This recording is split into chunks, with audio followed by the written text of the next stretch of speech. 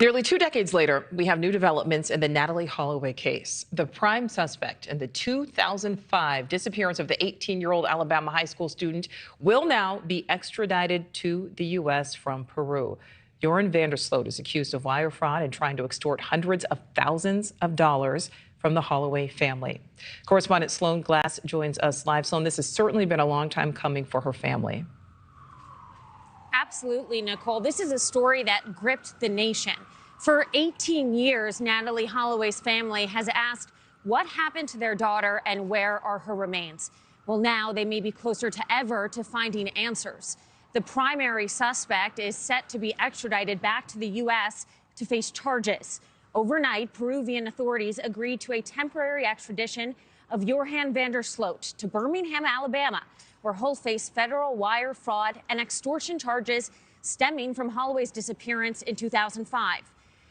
Sloot, a Dutch national from Aruba, is currently serving a 28-year sentence in Peru for another crime, the murder of Stephanie Flores, who was strangled 5 years to the day after Holloway disappeared.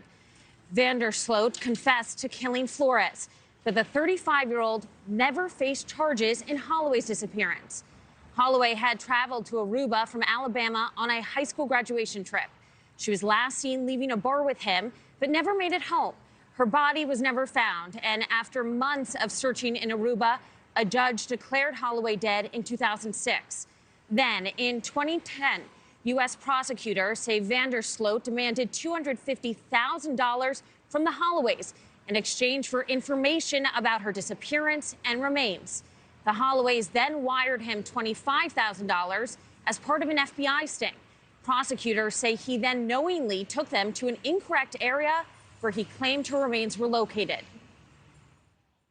These vicious kinds of crimes can never really be repaired. But you have somebody here who seems to have insight and information and was using that insight to gain a benefit. And that person seemingly now will be held responsible. And that is closure to some degree, at least.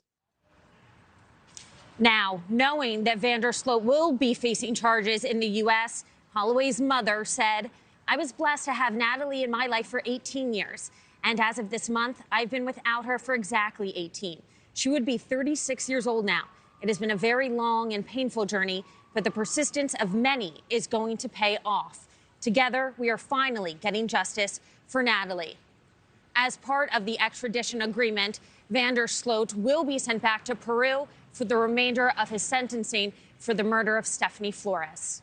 Nicole. All right, Sloan Glass reporting live. Thank you. Thank you for watching. Go to newsnationnow.com to find News Nation on your television provider. And don't forget to click the red subscribe button below to get more of News Nation's fact-driven, unbiased coverage.